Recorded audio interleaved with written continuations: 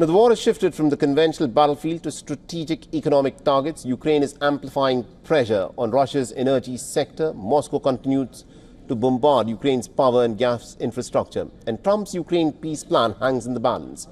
Our next report tells you more.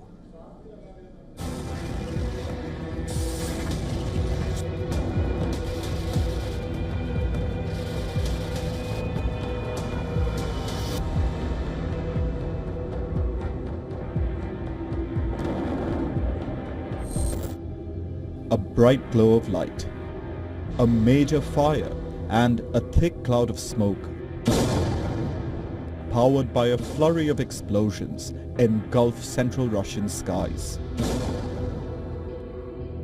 This is one of the most ambitious long-range strikes by Ukraine deep inside Russia since the war began. Kyiv has struck one of the largest Russian oil processing plants in the city of Yaroslav. The Kremlin hasn't confirmed any damage. This comes just days after Ukraine targeted a major offshore oil platform in the Caspian Sea. Ukraine is undeterred. It has been expanding its campaign against Russian energy infrastructure since July. Russian refineries, oil and gas export infrastructure, pipelines and offshore drilling infrastructure have been on its target list. From land, Kyiv has moved to striking Russian oil vessels at sea, which it believes are part of the shadow fleet used to evade Western sanctions. Ukraine has struck at least 77 Russian energy facilities between August and November. It argues that disrupting energy infrastructure directly weakens Russia's ability to wage war. Moscow, on the other hand, has intensified its bombardment of Ukrainian power and gas infrastructure. Russian troops have been gaining more land, leaving the Ukrainian side scrambling for weapons.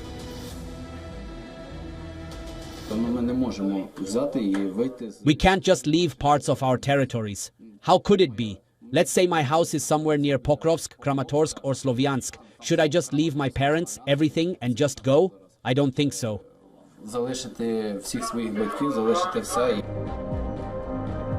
As fighting rages on, there is still no common understanding on the land issue over US President Donald Trump's peace plan.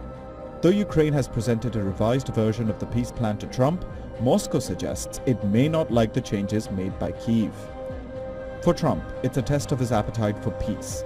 It's now a matter of how long he can pressure both sides to reach a final deal. The president is extremely frustrated with both sides of this war, and he's sick of meetings just for the sake of meeting. He doesn't want any more talk, he wants action, he wants this war to come to an end. As the world watches, it's still up in the air whether a real peace can be accomplished anytime soon. Bureau Report, WION. World is one. All right, now joining us on the broadcast, we've got a retired Lieutenant Colonel Daniel Davis, who's a military expert and also the host of Daniel Davis Deep Dive on YouTube. Colonel Davis, thank you very much indeed for joining us here on WION. Now, what do you make of these reports that Ukraine, as a matter of strategy, is carrying out these long-range drone strikes on Russian oil refining facilities? Do these attacks by Ukraine actually impede Russia's ability to finance its war, or is it just delaying the inevitable?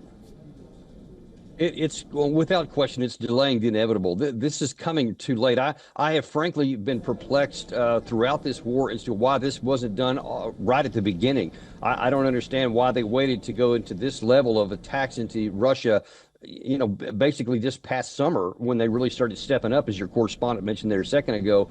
From August up through November, it was 70 some odd, and you can see from the videos that they're having some actual impact, and it is hurting Russia. There's no question about it.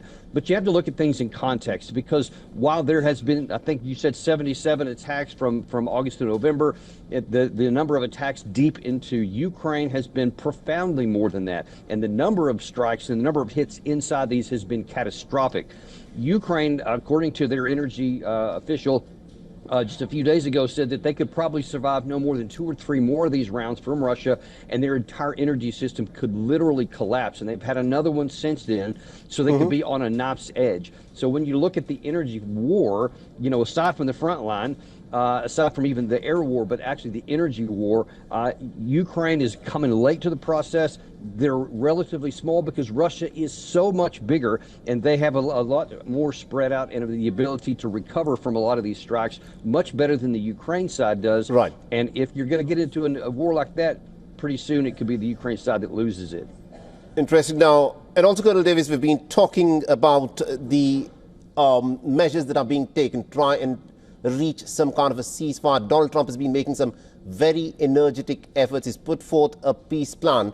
But do you think the peace plan put forth by Donald Trump, something that the Russians seem to be agreeing upon, but there are some reservations in the Kiev camp? Do you think, at this moment, Volodymyr Zelensky can actually walk the talk and try and reach some kind of a ceasefire by ceding territory to Russia? Is that something that is feasible for Volodymyr Zelensky to do?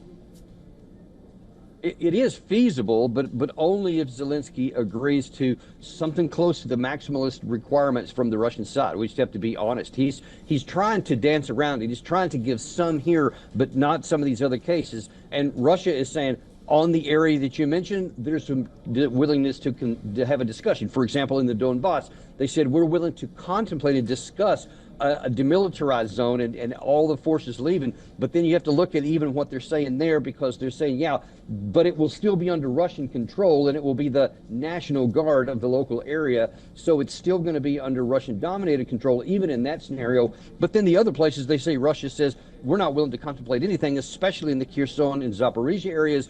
There's no negotiation there at all about the territory that Russia annexed in 2022. So we're no closer to an end. And unfortunately, there's just not the leverage on the Ukraine and Western side that can compel Russia to give in on those other areas. That's the real crux of this whole negotiation. Interesting. Thank you very much indeed, Colonel Davis, for joining us with that perspective there. Always my pleasure. For all the latest news, download the WION app and subscribe to our YouTube channel.